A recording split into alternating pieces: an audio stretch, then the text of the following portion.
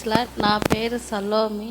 Price Lord. என் பேர் சலோமி. పెరంబూరు నుంచి వస్తున్నాను. பெரம்பூர்லேருந்து வந்துட்டு இருக்கேன். పోయిన వారం మా నాయన కొల్లు బాగలేదు. போன வாரம் எங்கள் அப்பாவுக்கு உடம்பு சரியில்லை.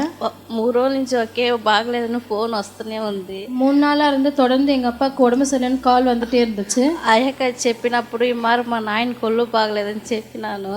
விக்டர் பாஸ்டர் கிட்ட சொன்னேன், ஐயா எங்கள் அப்பாவுக்கு உடம்பு சரியில்லைன்னு சொன்னேன்.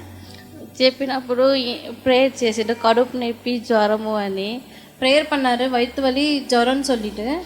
ఇంటికి పో, ఫోన్ వస్తుంది, ఫోన్ చేసినప్పుడు బాగుందని చెప్తారా అని చెప్పిండు.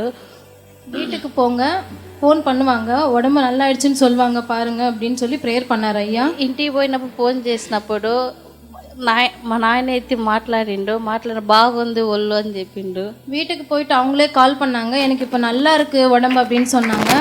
கர்த்தருடைய நாமத்துக்கு மகிமை உண்டாவதாக. ఇంకో మా తమ్ముడికి 2 సంవత్సరాల నుంచి సంబంధం చూస్తుంటే ఎక్కడ చిక్కలేదన్న అమ్మాయి. எங்கள் தம்பிக்கு கடந்த 2 வருடமாக வந்து வரன் பார்த்துட்ருக்கோம், எங்கேயுமே வந்து பொண்ணு அமையவே இல்லை. నేను అయ్యక చెప్పినప్పుడు ఈ మారకు పాతున్నాము అమ్మాయిని చూసేదానికంటే కీర్తనలు 91:10 వాక్యం చదువుకొని వెళ్ళు అని చెప్పారు. இந்த மாதிரி நான் ஐயா பாஸ்டர் விக்டர் பாஸ்டர் கிட்ட சொன்னேன், ஐயா எங்கள் தம்பிக்கு இந்த மாதிரி பொண்ணு பார்க்க போகிறோம், வரன் பார்க்க போகிறோன்னு சொன்னதுக்கு பாஸ்டர் சொன்னார், 91 சங்கீதம் படிச்சுட்டே இருங்க. అది చదివి వెళ్ళినప్పుడు ఓకే అయిపోయింది తమ్ముడికి. அது படிச்சுட்டு நான் அங்கே போகும்போது எங்கள் தம்பிக்கு எங்கேயுமே வரன் கிடைக்கல, ஆனால் வரன் இப்போது ஃபிக்ஸ் ஆகிடுச்சு. ఇక్కడ చర్చికి 3 నెలల నుంచి వస్తున్నాను. చాలా తడంగలుగా వస్తుంది, రావాలంటే ఆటో ప్రాబ్లము, ఇది చాలా ప్రాబ్లంగా ఉంది.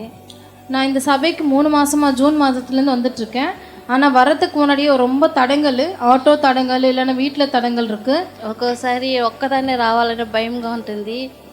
ஒரு வாட்டி தனியாக வரத்துக்கு ரொம்ப பயமாக இருக்குது எனக்கு. నా భర్తే వచ్చి వదిలిపెట్టి వెళ్తారు. எங்கள் வீட்டுக்காரே வந்து கீழே விட்டுட்டு போவார். అయ్యగారు ఒకసారి చూసి ఎవరు అని అడిగారు.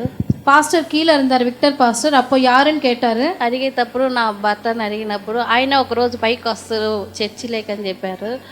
அவர் கேட்கும்போது யாருன்னு கேட்டப்போ எங்கள் வீட்டுக்காரன்னு சொன்னப்போ அவர் சொன்னார், கீழே வந்தவர் மேலே வந்துடுவார் அப்படின்னு சொன்னார்.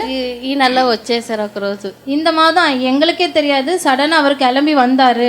ஆமேன். అయ్యకి ఇచ్చిన స్తోత్రం. ஆமேன்.